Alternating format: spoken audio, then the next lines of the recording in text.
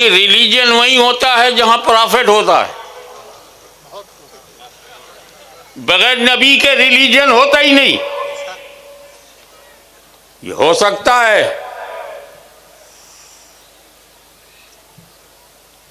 कि नबी का नाम हो, उसका पैगाम ना हो,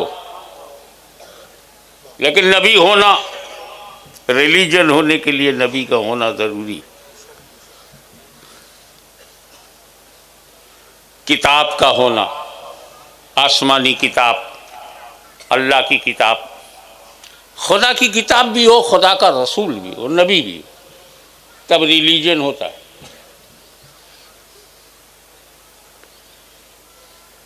और जहां नबी नहीं होता,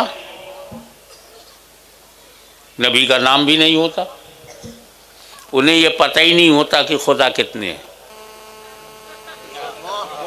क्योंकि यह काम नबी